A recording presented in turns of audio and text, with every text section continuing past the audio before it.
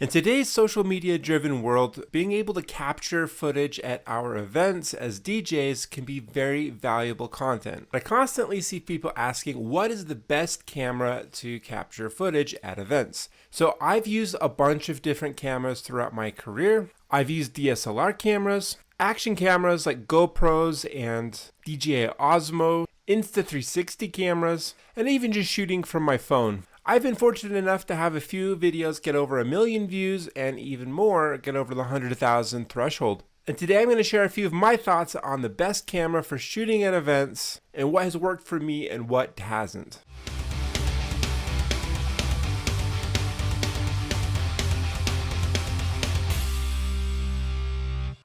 Hey everybody, how's it going? Daryl here, welcome to the channel. I'm making this video on the heels of the release of the Insta360 X5. I'm very excited for this camera and I'll tell you why at the very end. So when we're talking about quality, I'm talking about like how clear is the image, how grainy or pixelated it is. Are you able to like discern what the subjects are that you're shooting? And while I am constantly amazed by like how good of quality modern action cameras are, you're only going to get so much mileage because these value compactness overall and waterproofness. So they're just not going to be able to compete with like a DSLR camera. Some of the things that determine quality is like the sensor size, and the sensor is what captures the light. So a bigger sensor is able to gather in more light, and you're going to be able to fit a bigger sensor in a bigger body than just this little itty bitty guy. And action cameras have a fixed wide angle lens, but with DSLR cameras, you have various lenses that you can swap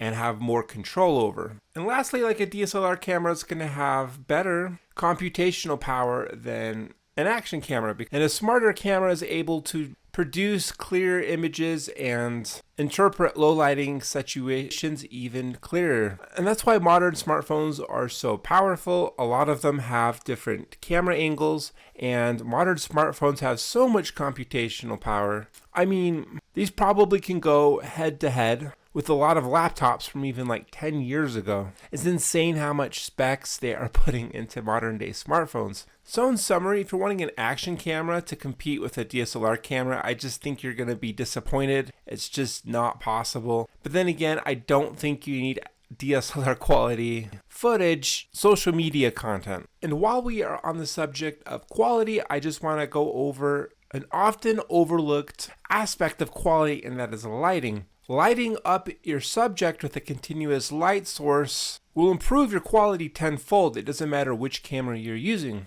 especially in a dimly lit situation. I think lighting doesn't matter for a lot of our situations, but like if you see a videographer at a wedding, he usually has some sort of continuous light source. Like he might have lights on tripods around the room, or he might have one attached to the top of his camera. And it's really not something I think we need to worry about if we're just trying to capture some footage of us performing at an event. But if you're trying to create a piece of advertising content and you want to like show the DJ rocking out in front of the booth, then having a little bit of continuous light shining on them would help them pop out against a dark background. I mean, for example, this video right here, I'm in a dark room and I have two continuous lights shining on me. I mean, that's what that looks like without those continuous lights. Makes it a little bit harder to focus too. And I think as DJs, we are very like spec oriented, or we're wanting to have like the best quality gear. But how important is quality actually for us as DJs? And that's what I want to get into, like convenience and practicality. So I think I made the case that a DSLR camera is going to provide the best quality. This is a mirrorless DSLR camera and is considered pretty convenient. And this is more convenient to use than a lot of the models on the market. This is a pretty lightweight, compact DSLR, the Sony A7C. But even still, this is a pain to lug to events. And I even had a gimbal for this, but I sold the gimbal because it was just such a pain to set up and use. And I feel like you need a dedicated person to use it. And if you have an assistant, yeah, that's great. It was still hard for an assistant to use this with a gimbal. That's why I think like the smartphone is probably the best tool for a lot of people. In fact, my most viral clips were captured on my smartphone. And an old adage that photographers say is the best camera you have is the one that you have on you. And most people have a decently powered smartphone. But if you're trying to capture dance floor magic, sometimes you can like pull out your phone and just take a quick clip. And I think that works great to a point, but a camera is only so good as the moments you capture with it. So if there's an epic moment where you have a killer drop, the groom is crowd surfing and the energy was just super high, but you don't capture it, your phone is in your pocket, then it does you no good. That's why I'm not a huge fan of the popular DJI Osmo Pocket series. It's just an action camera with a fixed angle. I think the novelty is that it has like a physical gimbal opposed to what other action cameras have, where like they use software to crop a piece and make it feel like smooth footage as you walk around. And personally, I think gimbal style footage is better for promo stuff rather than content. So if that's what you're trying to accomplish, then I think that the DJI Osmo Pocket is good. Although I still feel like the camera footage from your smartphone is going to be better quality yet still, and that's easier to post. You don't have to transfer it off of your device onto your phone before posting to social media. Not to mention that you really have to have an assistant walking around to make the most of this type of camera, or you yourself have to leave your DJ booth and walk around. But honestly, that is why I like the Insta360 X5. For that reason, like every moment, every angle. So you can just set this up, forget about it, and just do your thing, and it will record everything. It's called a 360 camera because it has two 180-degree cameras on each side, so that makes a field of 360 degrees, and it captures everything all at once. And so if you just have that recording your entire gig, you don't really have to worry about it. It just gives you peace of mind knowing you're getting everything. And I want to talk about a concept in photography called composition.